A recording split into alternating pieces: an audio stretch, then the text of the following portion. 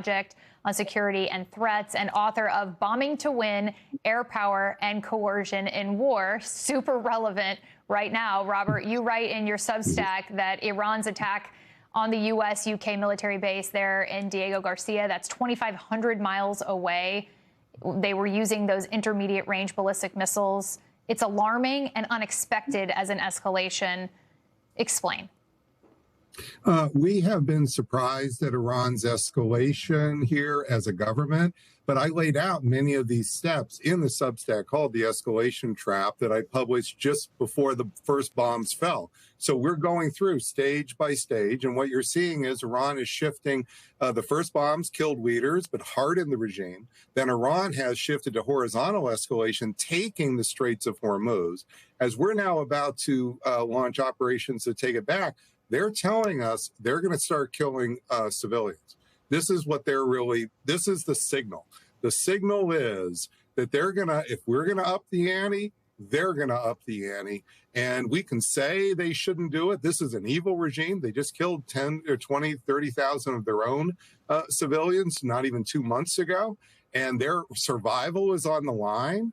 We need to take seriously what could possibly be coming if we cross the threshold of what I call stage 3. What's on the other side of stage 3 could be much worse than we've seen so far. So what does come next? After stage, as I'm explaining, so the stage 3 is the ground operations, and those ground operations will focus as they're happening on the tactical losses. So we will likely lose many more times than 13 military that we've lost so far, but that's focusing on our side. From Iran's perspective, they will fight those tactical battles, but they're showing and they're telling, watch out for those malls, watch out for Western tourists, the hotels. And those, the missile that just hit Diego Garcia, that missile, and there's many more like that, can hit Rome, can hit Paris, and can hit Berlin. So they are explaining very clearly with their behavior, not just their words, that if we do ground force operations in stage 3, they've got another plan for stage 3, and that is indiscriminate casualties on civilians. Escalation ladder, escalation trap. Robert, is there a way to gauge whether Iran has a lot more of these intermediate ballistic missiles, and would they dare shoot them at Europe, even the U.S.? Well, if you just look at this particular missile, we didn't think they had the range to hit Diego Garcia. So this is, we didn't pay attention to the precision drones that Iran had, even though for over a year, Iran supplied 55,000 of these drones to Russia. Somehow that's missing from our analysis. It's really stunning to me.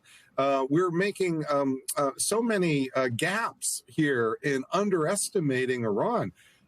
Perhaps we really have believed this advertising that Iran was beaten down and weakened. Iran doesn't look like a beaten actor. They're not, a tiny country. This is 92 million people. They now control 20% of the world's oil. And let's put that in perspective. America only controls 16% of oil production. They now control more oil, meaning the price of oil, than America does. This is not a country that's losing. They're gaining power. And as we continue the fight, they can stay at this for probably months and months. Think about what that is going to mean economically, and then what that's going to mean in terms of direct casualties. Now, they're saying the direct casualties are on the line. Yeah, that 20% because of the logjam or the de facto closure of the Strait of Hormuz. Shelby, Israel saying that it's going to ramp up attacks on Iran. Trump seems to be signaling he'd be willing to wind down. Where's the reality in all of this when we're also hearing that that Benjamin Netanyahu and Trump are in lockstep at this point?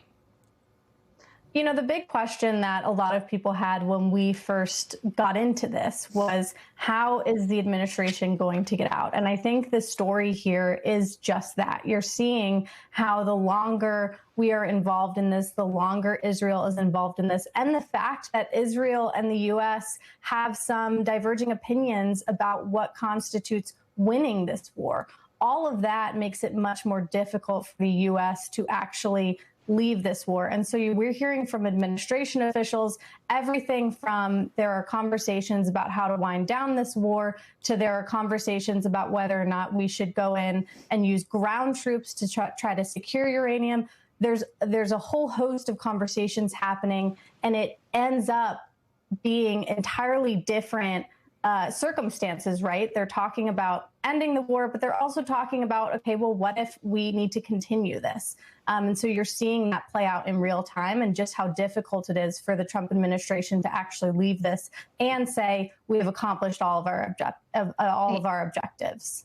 So to those mixed messages, I want to get to the Strait of Hormuz. Yesterday, Shelby, speaking to the press corps outside the White House on the White House lawn, President Trump said that the U.S. we don't use and we don't need the passageway of the Strait of Hormuz, that we have our own supply.